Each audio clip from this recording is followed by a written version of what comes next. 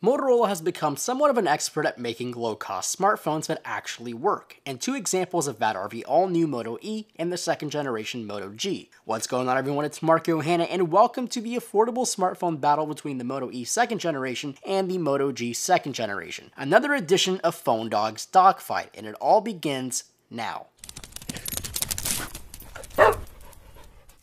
Affordable smartphones have always been a sketchy thing. They are usually cheaply made and run absolutely like crap with custom skins, but not these two. These two are well thought out budget phones, but one of these is $60 more expensive than the other, but is it really worth the extra money? Well, let's first dive into the design and the hardware. The Moto G grew substantially over the first gen G, now boasting a 5-inch IPS LCD display and dual front-facing speakers. It also feels much nicer in the hands this year. Specs have also been improved, but the processor has remained the same, a 1.2 GHz quad-core Snapdragon 400 processor with 1 GB of RAM. Also, it's running the Adreno 305 GPU. However, we do get a larger battery, now rated at 2070 mAh and a micro SD card slot, which was one huge request for the first generation Moto G. The camera also gained 3 megapixels, but for some reason is still limited to only 720p video. Over to the Moto E, things have changed much more for the second generation. For starters, it grew to a 4.5-inch display size, up from 4.3. Design-wise, it's a much more premium feeling device from the first generation E, and it also has these really nice ridges along the sides. One difference structurally on this model is the non-removable back. Now you can only swap out these bands with the ridge edges. Hardware-wise, it's a completely different picture. It's now sporting a 1.2 GHz quad-core Snapdragon 410 processor,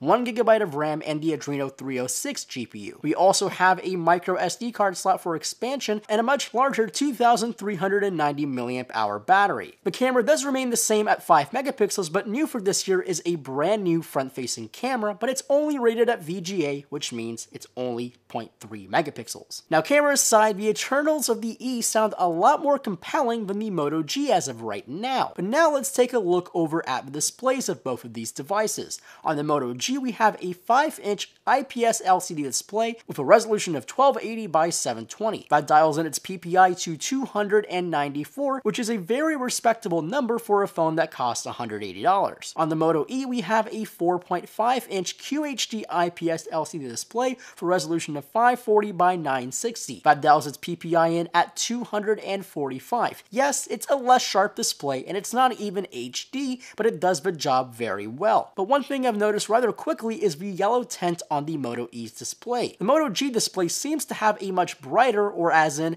a much more white and accurate display than the Moto E, and this is the case at any brightness. Now let's switch gears to software and performance.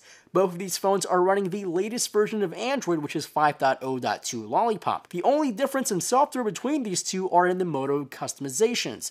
The Moto E comes with Moto Assist, Actions, and Display, while the Moto G only comes with Moto Assist. Performance-wise, these two are pretty much at neck and neck in smoothness. They definitely have their stutters when you have a huge amount of things running, but for the most part, browsing the web, accessing applications like Twitter, Facebook, and Instagram run very well on both of these devices.